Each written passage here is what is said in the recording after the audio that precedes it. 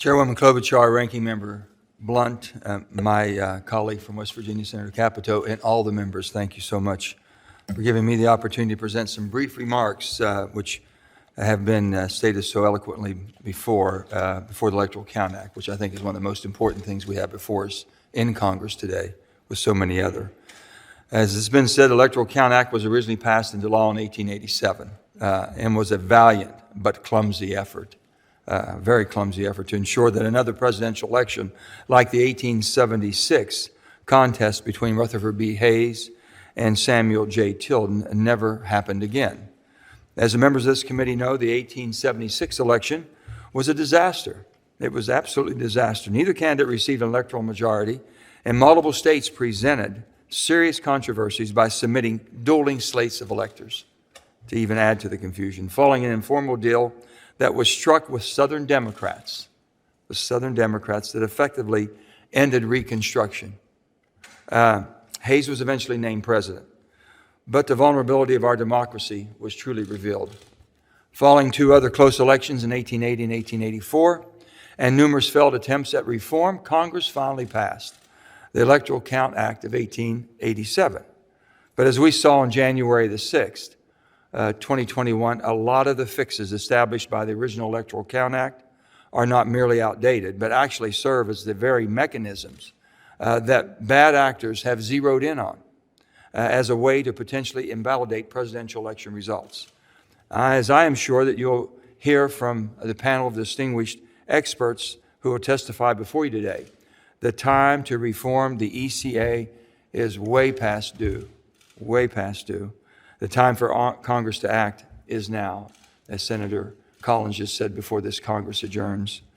To that end, I'm proud of the bipartisan bill produced by Senator Collins, myself, and my colleagues last month, the Electoral Count Reform and Presidential Transition Improvement Act of 2022. I'm particularly thankful for Senator Collins and her leadership throughout the process and for the valuable input from all my colleagues in the working group on both sides of the aisle. And I think it's worth mentioning all of them because they've worked so hard. Senator Portman, Senator Murphy, Senator Romney, Senator Shaheen, Senator Murkowski, Senator Warner, Senator Tillis, Senator Sinema, Senator Capito, Senator Cardin, Senator Young, Senator Coons, Senator Sass, Senator Graham, Senator King, and all of those are co-sponsors. And that's a tremendous. While I will be among the first to acknowledge that the bill is not perfect, it represents many months of hard work and compromise, and would serve as a tremendous improvement over the current ECA.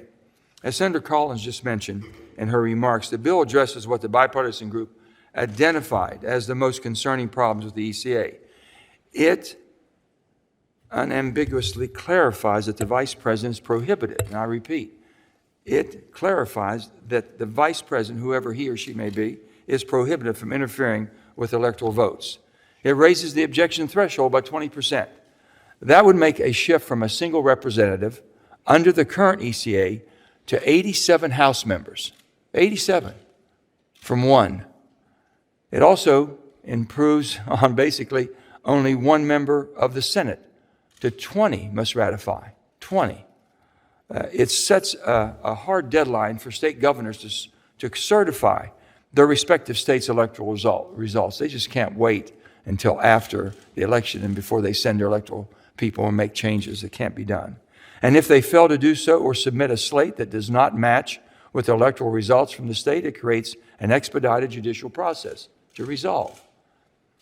On that last point, the expedited judicial procedure, I'd briefly like to take a moment to discuss the reform proposed by our bill and explain why we propose revising the ECA as we did.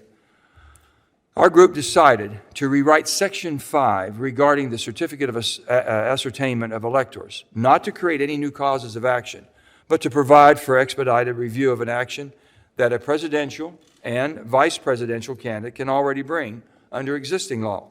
It does so in a way that carefully limits the parties who can avail themselves of this expedited procedure and ensures that the slates of electors and Congress tallies are those certified and appointed pursuant to laws in effect prior, and I remind you, prior to Election Day. While the group is open to some technical fixes to address timing concerns, for example, striking the 5-day notice typically required under Section 2284 of Title 28. We stand by this provision as a way to quickly and efficiently determine a single lawful slate of electors. In closing, I would like to remind you, we were all there on January 6th. That happened. That was for real. It was not a visit by friends from back home. And we have a duty responsibility to make sure it never happens again. So the Electoral Count Reform and Presidential Transition Act, Improvement Act of 2022 is something that our country desperately needs, and the correction needs to happen now. I just want to thank you for the attention, taking this up right now and working in such an expeditious way. And you're going to have some great presenters behind us here who have all the knowledge that we really used for the sources that we did to make this piece of legislation happen. And I want to thank Senator Collins and all those of the members that worked on it so diligently. Thank you.